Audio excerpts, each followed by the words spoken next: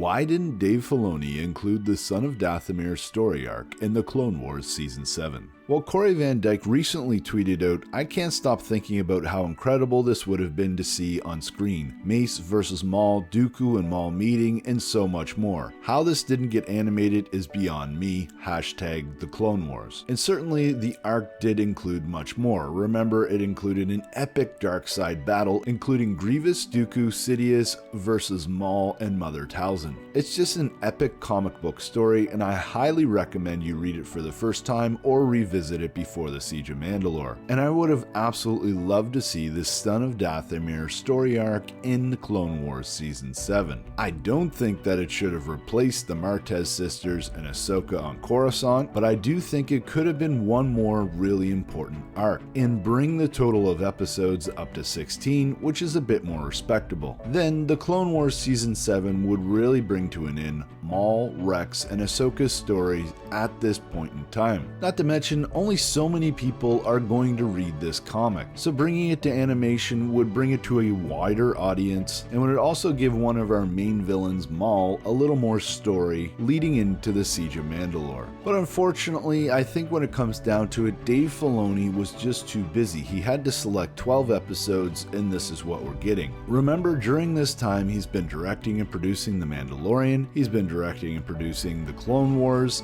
he's had a part in Resistance finishing up. There's also this Rebels sequel series that may or may not be coming in the future that he would definitely have his hands in, and also this latest rumor of developing an Ahsoka series. I mean, Dave Filoni is super busy at this point, so I can see why 12 episodes of the Clone Wars was all that he could do. But it would have been interesting for him to maybe hand off that story arc to somebody else and allow them to develop it so that it could be actually included in Season 7 and bring it to a proper end. So I can see things from the fans' perspective here that we would love to see the Son of Dathomir story arc, but I can also see what Dave Filoni's thoughts were, that he just wanted to bring things to a final close and he thought this was the best way to do it. I mean, he did state as much in the Clone Wars download.